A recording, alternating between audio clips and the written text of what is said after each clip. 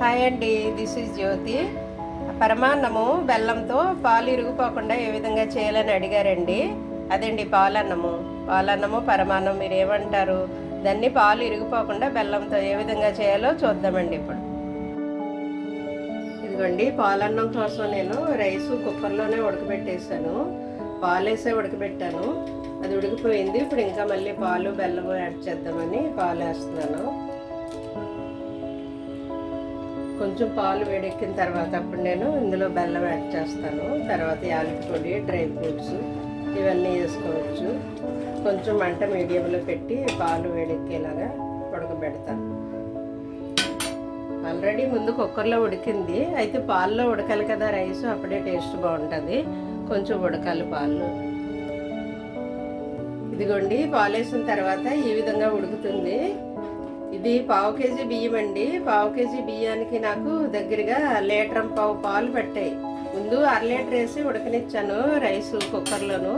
తర్వాత ఇప్పుడు 1/2 లీటర్ వేస్తే సరిపోలేదు, ఇంకో 1/2 లీటర్ వేసాను. అంటే మొత్తం 1.5 లీటర్ పాలు పట్టాయండి 1/2 కేజీ బియ్యానికి. ఇదిగో ఇలాచి వేసాను. ఇప్పుడు కొంచెం ఉడికిన తర్వాత నేను దీంట్లో బెల్లం యాడ్ చేస్తాను.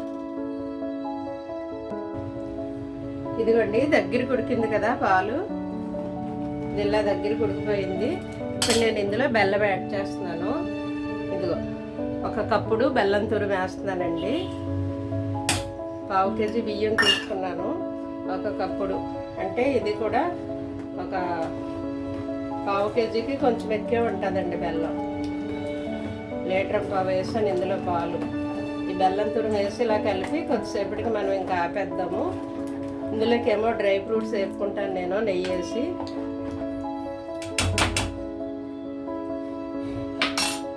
ఇదిగోండి, డ్రై ఫ్రూట్స్ ఏవి ఉంటే అయ్యో, కొబ్బరి ముక్కలు కానీ, జీడిపప్పు కానీ, కిస్మిస్, బాదము ఏవి ఉంటే అవి నెయ్యి వేసి వేపుకోవచ్చండి.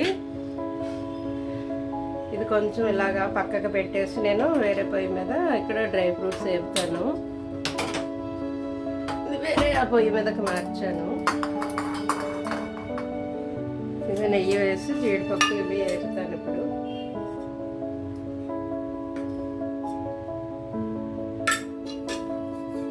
ఇదిగోండి, నెయ్యి వేసాను. అది వేడెక్కిన తర్వాత జీడిపప్పు, కిస్మిస్ ఇవి వేపుతాను.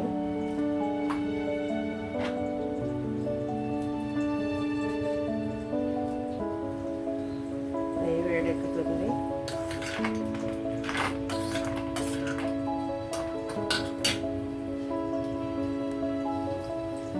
ఇదిగోండి, డ్రై ఫ్రూట్స్ వేగిపోయాయి నేతిలోను.